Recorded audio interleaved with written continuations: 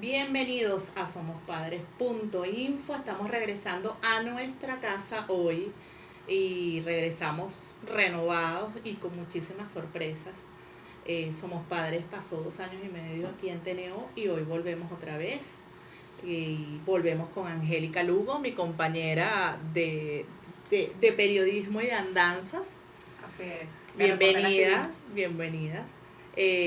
Angélica ahora se suma al equipo de somospadres.info como editora también de nuestra página web www.somospadres.info y a este proyecto que llamamos Reporteras TV, donde estamos produciendo varios contenidos editoriales. Bienvenida, Angélica. No, gracias, un placer y bueno, es un proyecto bien bonito. Yo siempre había tenido como la inquietud de hacer contenido de maternidad y bueno, este proyecto está bien chévere, vamos a hacer cosas bien buenas. Bueno, ya las estamos haciendo. Ya en nuestro canal de YouTube, Reporteras TV, ya tenemos bastante material. Así es. Y hoy con una invitada de lujo. Una invitada de lujo, Mariana Ponce, quien es psicóloga y además directora de La Burbuja, que en Instagram es @laburbuja_BI. Correcto. Y vamos a hablar de un tema que a todos los padres a veces nos asombra, o por lo menos a mi generación nos asombra, que es la ansiedad en niños. O sea, un calificativo, un punto, o no sé cómo llamarlo, que antes no existía para tildar un adolescente. Bueno, gracias por la invitación. Encantada de acompañarlos en este reinicio y reintegración a este mundo. Para mí es maravilloso poder compartir esta información porque efectivamente se necesitan más espacios de este estilo. Hay muchas conversaciones que se tienen que tener y la ansiedad actualmente es uno de los diagnósticos más prevalentes en adolescentes. Entonces muchas veces nosotros no sabemos cómo manejarlos. En el mundo actual, todo esto de la salud mental es algo nuevo, no es algo que los papás nos hablaban a nosotros, ni que nosotros realmente sabíamos cómo decirle esto a nuestros hijos, y no es algo que todavía se enseña en colegios. Entonces de repente tenemos esta nueva generación de jóvenes que está sumamente preparados culturalmente con el tema de la salud mental y nosotros no sabemos cómo ayudarlos. Tienen una cantidad de retos que tienen que afrontar, que no tienen los recursos emocionales para hacerlo, pero saben que necesitan apoyo. Entonces, muchas veces ves que los adolescentes están pidiendo ayuda y le dicen a sus papás, yo necesito hablar con alguien porque no sé cómo manejar esta situación. O los colegios ya están también reconociendo que los adolescentes están presentando una cantidad de conductas de no poder gestionar emocionalmente todos los retos que están enfrentando, no solamente el académico, sino el social, las cosas de la casa, el cultural, y están buscando mucho más apoyo en psicólogos para entender esto. Entonces eso es maravilloso por ahí. Pero maravilloso, como dice usted, doctora, cuando el adolescente dice que necesita hablar con alguien, porque es muy común, y bueno, en mi entorno hay adolescentes, que el adolescente no se comunica. El adolescente está extraído en el teléfono. Es muy común. Es muy común porque cuando tú le preguntas a adolescentes cómo te sientes, él te dice normal o bien. Y realmente no es un normal o un no sé. Y lo que sucede es que cuando ellos pasan a la adolescencia, ellos pasan de comenzar a sentir una sola emoción a la vez, a sentir muchas emociones a la vez. Y no tienen un vocabulario lo suficientemente amplio para explicar que ahora están sintiendo 3 emociones en simultáneo. Están felices y tristes a la misma vez. Entonces eso se vuelve como un torbellino interno que no tiene una salida porque no hay una definición, no hay un vocabulario, no hay como información en su panorama de qué es lo que está pasando. Entonces comienzan a sentir todo este montón de cosas, además que se le suman los cambios biológicos y evolutivos, en donde, por ejemplo, los adolescentes pasan por una etapa que se llama el egocentrismo adolescente y la hipervigilancia en la adolescencia y la audiencia imaginaria, en donde básicamente ellos creen que todo le está pasando a ellos y a más nadie. O sea, ellos son los protagonistas de la historia, además que ahora tienen celulares para grabarse como protagonistas y eso es mucho más interesante que tener que gestionar en la película de alguien más. Y creen que solamente estas cosas les pasan a ellos. Ellos no creen que esto los papás lo van a entender, no creen que quizás sus amigos lo van a entender, se sienten como únicos, tanto en lo bueno como en lo malo, y entonces muchas veces no saben cómo expresar lo que están sintiendo. Entonces es muy importante que como adultos que apoyan a adolescentes podamos ver como estas señales y decir, ven, vamos a buscarte a alguien que te pueda ayudar. Están mucho más dispuestos ahorita los adolescentes a recibir este tipo de ayuda. Y los papás también cada vez están mucho más abiertos a buscar este tipo de apoyo. Muchas veces hace muchos años te encontrabas papás que te decían, yo no creo en esto, a él no le está pasando nada, esto lo hago solamente porque necesito el informe y tengo que llevarlo al colegio porque si no me fastidian. Ya no, ya hay como más receptividad en el hecho de, mira, no, sí, esto nos pasa a todos, es algo muy común, es algo que podemos gestionar con uno que otro cambio en la casa y cambios de dinámicas familiares y podemos continuar todos como una mejor versión. Fíjate, ¿qué detona en un adolescente la ansiedad? La ansiedad básicamente es una preocupación excesiva acerca de diferentes estímulos que no deberían generar preocupación, pero para ellos sí se convierte como una amenaza. ¿Ok? Tú puedes tener, por ejemplo, un examen. Un examen te puede generar algún tipo de preocupación, algún tipo de incertidumbre acerca del resultado, pero cuando ya pasamos a la ansiedad, ese examen se convierte en una amenaza y tu cuerpo responde como si fuera una amenaza. Entonces comienzas a ver síntomas físicos, síntomas cognitivos, síntomas emocionales que se están respondiendo como si él estuviese de verdad en un espacio de amenaza. Muchas veces nosotros hacemos comentarios a los chamos como que, no te dejas preocupar por eso, ese tipo de cosas, ¿no? La ansiedad no es solamente una preocupación ligera, es una preocupación constante sobre estímulos que le generan real peso emocional a los adolescentes. Puedes tener diferentes cosas que pueden generar ansiedad. En la adolescencia lo social es primordial. Entonces todo lo que tiene que ver con las amistades, pertenecer, si me quieren, si no me quieren, genera mucho peso en las preocupaciones principales de los adolescentes. El abandono de los papás, hay una etapa en la adolescente que se llama la caída de los héroes, que es cuando los adolescentes pasan un estadio nuevo de desarrollo de su lógica y ahora se dan cuenta que su mamá y su papá son seres mundanos, como todo el mundo, y que ya no son perfectos. Y eso trae consigo el reconocer que mamá y papá también se equivocan. Entonces ahora el piso de la seguridad de quien tiene todas las respuestas comienza a moverse y se genera mucha ansiedad en quién me va a ayudar, cómo lo voy a resolver, no me van a querer, me van a dejar. Esas preguntas que aunque los adolescentes no necesariamente lo verbalicen, es un proceso, se llama la caída de los héroes, hay un duelo de perder a los papás perfectos y entrar como en esta nueva perspectiva. También tenemos la presión académica, que es muy fuerte, la ansiedad de ser el mejor, de ser perfectos. A nosotros nos enseñaron culturalmente que las notas son igual a tu valor. Y eso hay que modificarlo y los colegios cada vez más van en esa dirección de acompañar a los papás a decir, mira, no tienes que sacar 20 líneas para ser una persona valiosa. Las notas son importantes como reflejo de tu aprendizaje, no como reflejo de quién eres tú como persona. Pero lo académico genera un peso enorme y la competencia entre los colegios internamente también genera mucha presión. Principalmente la ansiedad gira alrededor de eso, o sea, de sentir que no pertenecen quizás con sus grupos, de sentir que no pertenecen quizás con sus papás o que no los entienden, y las presiones externas de lo académico. En Venezuela en particularmente y en países con crisis hay un factor adicional que es la desmotivación al futuro o la falta de optimismo hacia el futuro, y eso genera muchísima ansiedad. El qué voy a hacer, por qué estoy haciendo esto, y no solamente genera ansiedad sino genera depresión. O sea, cuando tú ves adolescentes aquí que no tienen la posibilidad de irse a estudiar para afuera o no tienen ninguna carrera que de verdad los motive porque no hay suficiente variedad, o ves que la gente que trabaja no genera suficiente dinero, ellos lo proyectan inmediatamente y dicen, ¿para qué lo voy a hacer? Y entonces genera mucha ansiedad porque comienzan las discusiones en la casa, ¿qué vas a estudiar? Yo no mantengo a vago. Y todas estas cosas que comienzan cuando ya está un poquito más 16 en adelante, o sea, cuando entran, puede que comiencen tercer año, pero ya cuarto, quinto año, eso es todo el tiempo que vas a querer estudiar, vamos a ver las universidades, o tú te vas a poner a trabajar, o esa presión también genera muchísima ansiedad. ¿Cuántas lecciones en su respuesta? O sea, conceptos que no los tenía en el radar. Ahora le quisiera preguntar, ¿esa ansiedad en adolescentes tendría vínculo en una ansiedad en los padres, por ejemplo? Los papás, y esto es un planteamiento que a veces es muy doloroso, yo soy muy exigente con los papás con los que yo trabajo, porque criar a un hijo implica sanar muchas cosas personales. Y los hijos también necesitan el apoyo emocional de los papás y para eso el papá tiene que estar preparado emocionalmente. Entonces no funciona que simplemente hagas lo opuesto a lo que tus papás hicieron contigo, ¿no? Si mis papás a mí me pegaban y yo no te pegué, eso es suficiente y no lo es. Los papás tienen que estar emocionalmente disponibles para poder atender los cambios dramáticos que vienen con los hijos. Y a veces no es la realidad.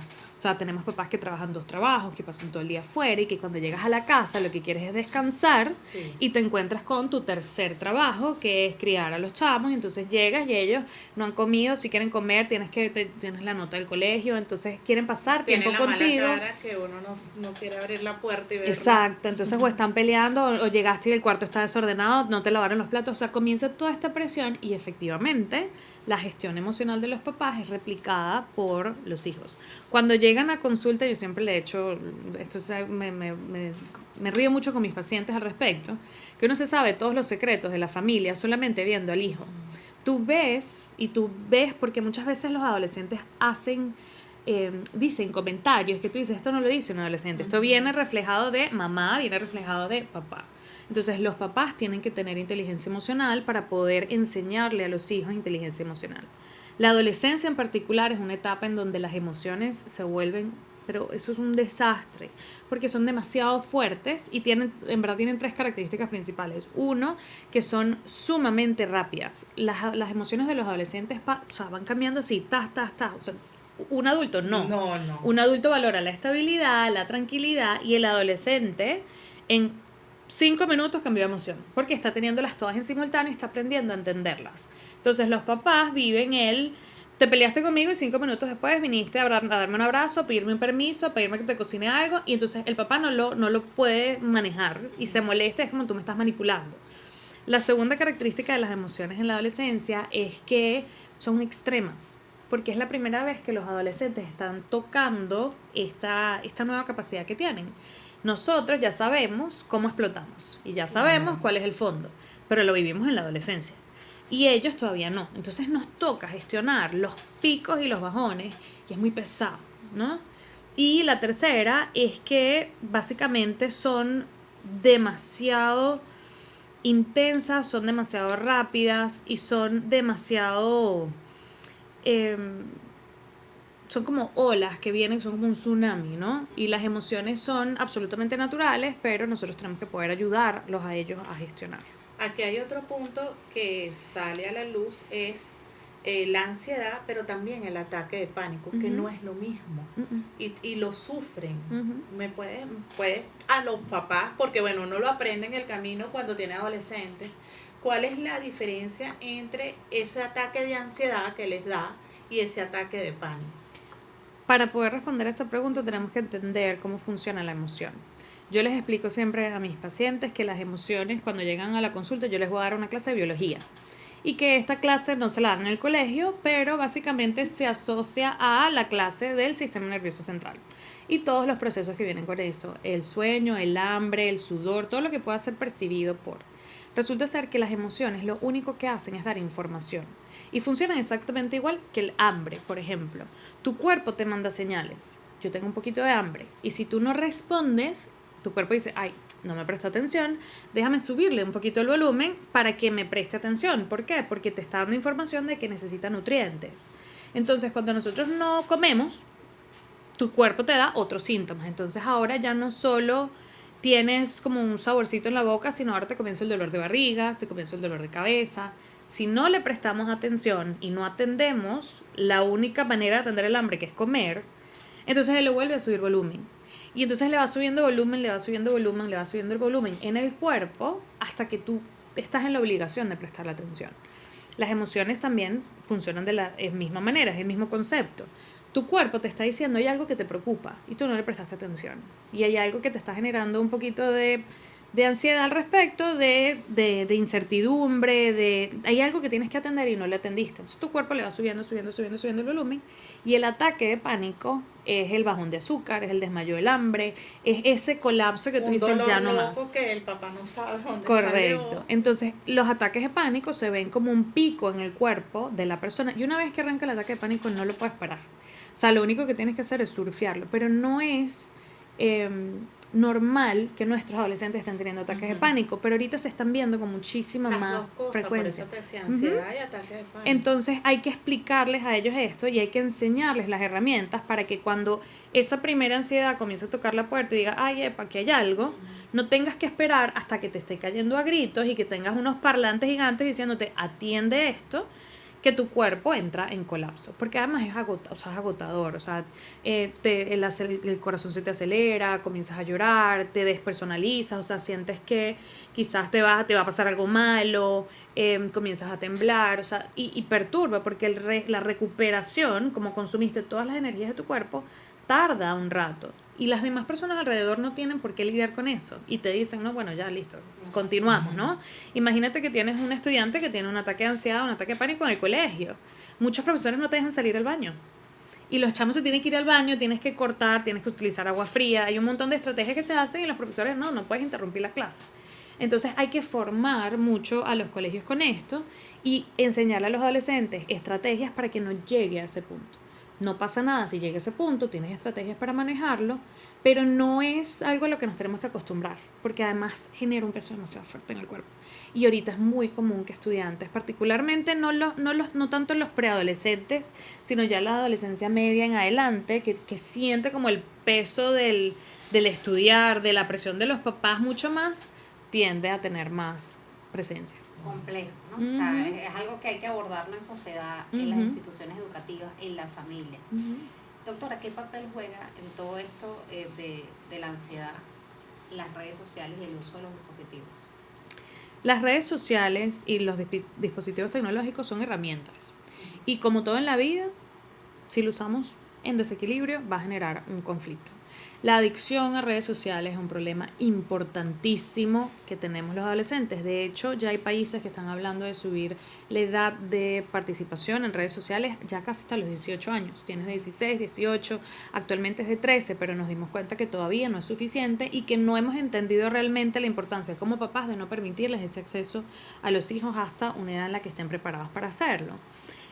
Pero no necesariamente es que la red social como tal es un mal lugar, es que no hemos gestionado y regulado realmente cómo están participando, no les hemos explicado realmente cómo manejarlas, no les hemos preparado el espacio y el contexto para que ellos sepan hacerlo. O sea, cuando entregamos un celular o entregamos un videojuego o lo que sea, tienen que haber controles parentales, tienen que haber límites en cuanto a los usos, los horarios y los momentos en los que se usa. ¿Por qué? Porque de repente si tienes un niño jugando un videojuego, que es un videojuego que probablemente no le toca para la edad, o sea, un Fortnite, un Free Fire, una cosa de esta que es como muy violenta, antes de dormir, no va a dormir bien. Entonces estamos perjudicando el resto de las cosas. En cuanto a redes sociales, hay estudios que hablan que más de 2 horas al día en tiempo acumulado en todas las redes sociales, comienza a generar un impacto negativo en el autoestima de los adolescentes. Y el autoestima de los adolescentes es el factor número 1 de protección para conductas de riesgo. Entonces, tenemos un adolescente, le entregamos un teléfono porque mis amigos lo tienen, porque es para el contacto, porque es para mantenernos informados, todo lo que tú quieras. Ellos lo usan para redes sociales, nosotros decimos que lo usamos para mantener el contacto con ellos. Y de repente se comienzan a aislar porque el mundo digital es muy rico. El mundo digital está lleno de opciones y además está fallo de supervisión. No es divertido que tú tengas un papá, pero ¿y quién es fulanito? ¿Pero por qué? Pero no digas eso, chicos. Pero no sé qué. Un papá que esté encima o un primo. Es muy difícil. Pero sí es viable. O sea, sí. Hay muchísimas cosas que ayudan a que gestionar eso. Pero el mundo social, tanto en redes sociales como que tecnología, videojuegos, todo esto, es divinísimo porque no hay que te diga nada. Y tú puedes decir lo que tú quieres y estás detrás de una pantalla y nada te va a venir a buscar. Entonces hay que enseñar y hay que formarnos nosotros mucho como papás y estar muy claros de cuáles son los límites para las edades. No quiere decir que YouTube Kids sea malo, pero hemos visto que YouTube Kids tiene una cantidad de contenido que si uno no está pendiente, te pueden salir un montón de cosas. Yo siempre les recomiendo a los papás, por ejemplo, que hasta que tu adolescente no tenga una conciencia como más visible de madurez, no hay audífonos en la casa. Tú no llegas y tienes tu audífono puesto. Yo necesito escuchar qué es lo que tú estás escuchando, qué música estás escuchando, qué videos estás viendo, y es fastidiosísimo. No hay nada más atorrante que escucharle ellos a la gente que cayéndose gritos en Discord y en los videojuegos. Sí, un fastidio, un fastidio. Pero tú tienes que escuchar lo que ellos están diciendo y después tienes que intervenir.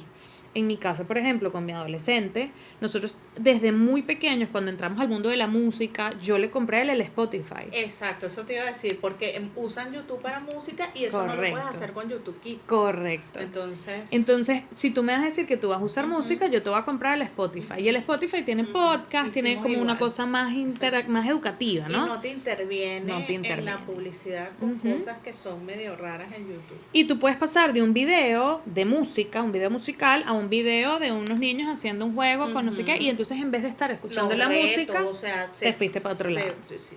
Y le enseñamos a distinguir los tipos de canciones. Entonces, hay canciones que son aptas y canciones que no son aptas para público general.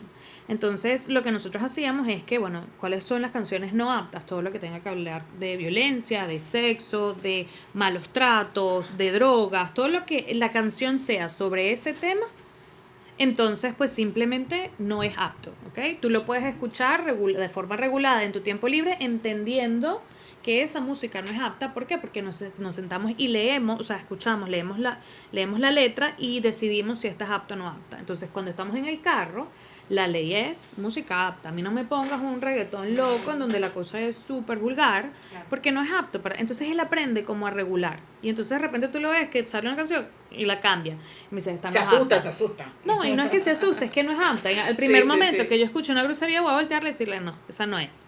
Entonces él la pasa. Entonces él entiende que existe una regulación en base a que sí se puede y que no se puede en qué momento. Nosotros tenemos también la regla de que yo puedo escuchar una canción y me dice, vas a escuchar esta canción, y cada cierta cantidad de canciones podemos escuchar una canción no apta. Entonces hay un reconocimiento de que hay música que es saludable, hay otra que no hablamos de la canción y mira lo que dice y tú sabes qué significa. Entonces hay que acompañarlos en el mundo de las redes sociales y la tecnología. Wow, importante. Traigo acá una inquietud que yo observo en mi entorno, ¿no? Sin ánimos de criticar porque no soy experta, pero por lo que usted dice, tengo ahí como unas red flags.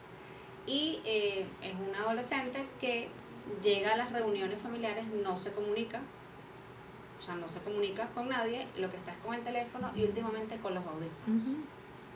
Si la reunión dura 4 horas, 4 horas es en el teléfono con los audífonos.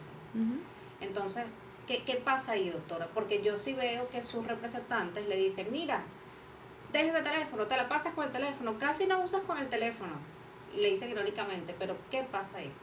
Ahí hay falta de control parental con el tema de las actividades sociales y falta de puentes tendidos por parte de los adultos para integrar a este adolescente.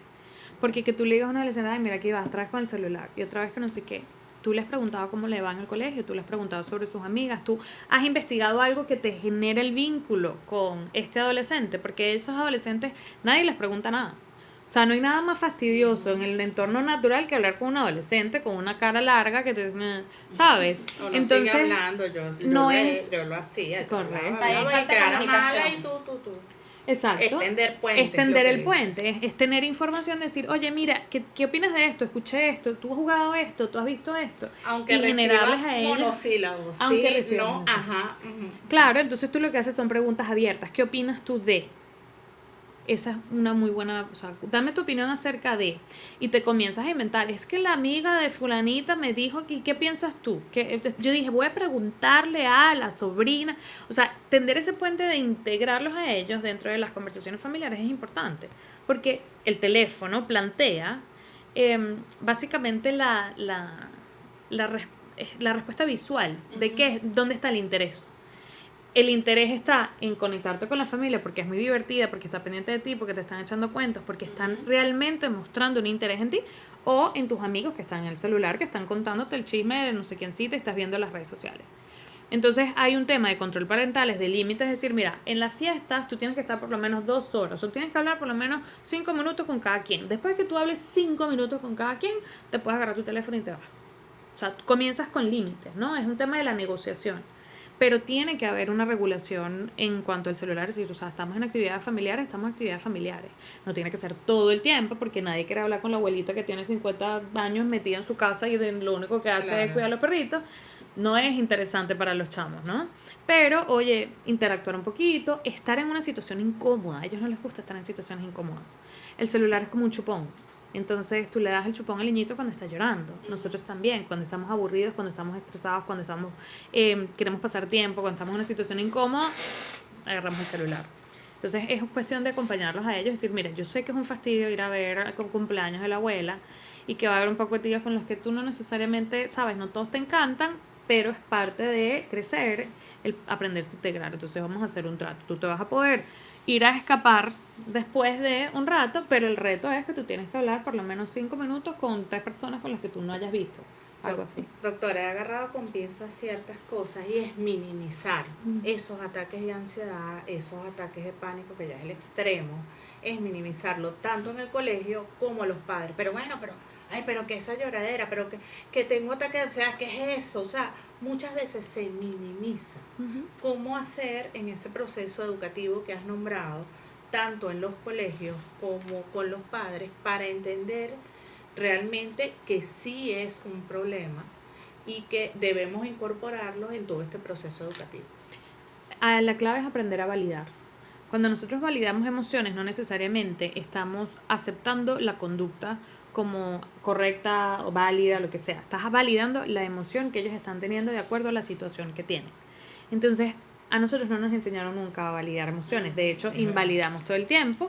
Porque uno mide la vara según lo que tú harías. Y cuando tú ves a un adolescente triste porque lo sacaron o hicieron un grupo de WhatsApp y él no está, o salieron a una fiesta y no lo invitaron, que le genera realmente un nivel de angustia porque se siente aislado, etcétera, y tú dices, tantos problemas que uno tiene y te dejan ni preocupar por eso. Menos mal que no te invitaron. Pero ellos no lo viven así. Esta es la primera vez que ellos están enfrentando eso. Entonces, poder validar, decir, oye, qué chimbo, de verdad qué chimbo, es muy fácil y es muy sencillo, pero a nosotros nos cuesta mucho. Porque aceptar que el otro tiene necesidades implica que uno tiene que estar emocionalmente disponible. Y uno está como en el corre-corre y no es tan fácil. Entonces poder decirle a tu adolescente, oye, mira, es una situación difícil, entiendo que te está costando, no quiere decir que tú estés de acuerdo con que sea difícil para ellos o no, porque tú lo hubieses manejado diferente quizás, también uno es un adulto, pero es decir, ¿cómo te puedo ayudar? Cuéntame un poquito más, o sea, no te puedo resolver yo el problema, pero hablando, o sea, ¿qué quieres tú? ¿Cómo buscamos apoyo? ¿Cómo sería la solución? Validar para luego hacer esa corrección que uno quiere hacer es demasiado importante. En disciplina positiva decimos eso, o sea, es conexión antes que una corrección.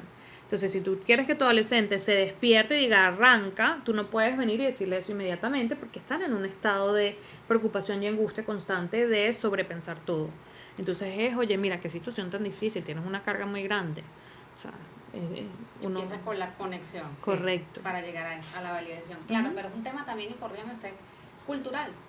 Porque siempre se ha asociado de no, terapia psicológica. Ir al psicólogo es de loco. Entonces, ¿cómo voy a llevar a mi hijo a un psicólogo? Y muchos adultos nunca han ido a un psicólogo. Quien no lo entiende. ¿Cómo se cambia ese chip? Cuando se entiende toda esa cultura que tú has hablado de salud mental, ¿no? ¿Quién no lo entiende? O sea, ¿Y cómo cambian ese chip? ¿Cómo se cambia ese chip, doctora? Nosotros hablamos, les damos diferentes ejemplos a los papás que hacen ese tipo de comentarios. Uno, cuando tú te doblas un pie, tú vas a un doctor, ¿ok? Cuando tú tienes un problema que tú no puedes resolver, tú vas a alguien que te ayude y no es que te va a sanar, es que te va a dar las herramientas para que tú sanes. O sea, si tú te doblaste un pie o te duele un diente y tú vas al odontólogo, el odontólogo te va a dar las herramientas para o va a hacer los tratamientos para, pero si tú no te cuidas, vas a volver a recaer en eso. Entonces, muchas veces los psicólogos ayudamos es a dar diferentes herramientas, diferentes perspectivas para que las personas puedan sentirse cómodas con sus decisiones. Simplemente como ese acompañamiento de darle orden y estructura a algo que nunca nos enseñaron. Si esto se enseñara en el colegio, inteligencia emocional y todo este tipo de cosas se enseñara más temprano, la necesidad de un psicólogo individual baja significativamente porque tienes recursos emocionales para gestionar el estrés. Por otro lado, el tema de la psicología es para los locos. hay una parte de la psicología que sí atiende problemas psicológicos mucho más graves que no son los comunes que tú te encuentras. Y eso era lo que inicialmente se comenzó a hacer con la psicología, porque la psicología tiene muchos objetivos. Uno de esos era sanar la enfermedad de salud mental, que es como donde se asignó todo. Pero también uno de los objetivos de la psicología es potenciar los recursos personales del ser humano. ¿Qué te hace a ti ser resiliente? ¿Qué te hace a ti poder manejar una situación difícil?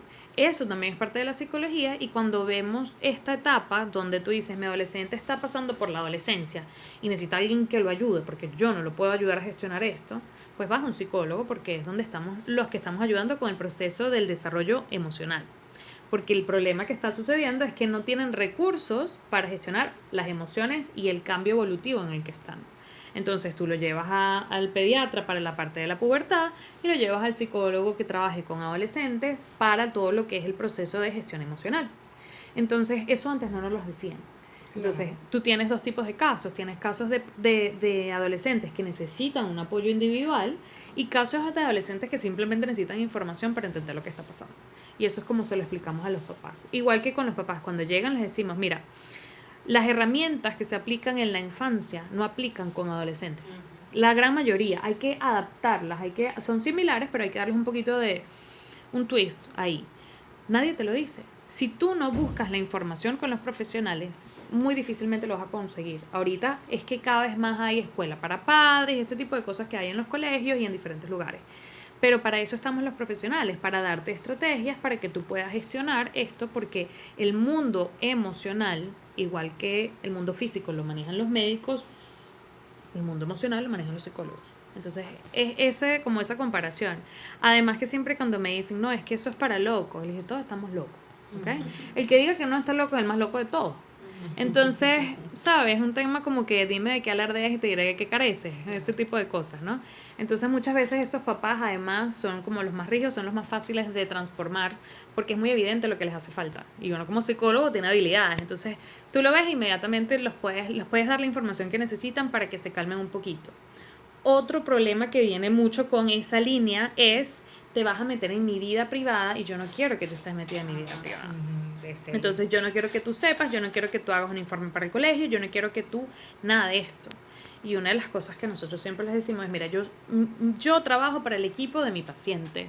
Yo voy siempre a buscar favorecer las fortalezas del equipo de mi paciente, ya sea competencias emocionales, competencias sociales, o sea, si hay una búsqueda de colegio se hace, o sea, no sientas que nosotros enterarnos de este tipo de cosas vamos a juzgar, porque además nosotros escuchamos una cantidad de cosas ahí donde uno sabe que todo el mundo está haciendo lo mejor que se puede, o sea, es muy raro que tú te consigas a un papá o una mamá que lo esté haciendo a propósito para hacerle daño. Sí hay, porque hay diagnósticos psiquiátricos importantes y hay muchas personas que no están diagnosticadas, pero es muy poco común. Entonces, una vez que ellos se da esa contención, de decir, el psicólogo no está aquí para juzgarte, el psicólogo está aquí para darte las herramientas para que ustedes puedan entenderse con los adolescentes, tienden a bajarle un poquito la preocupación.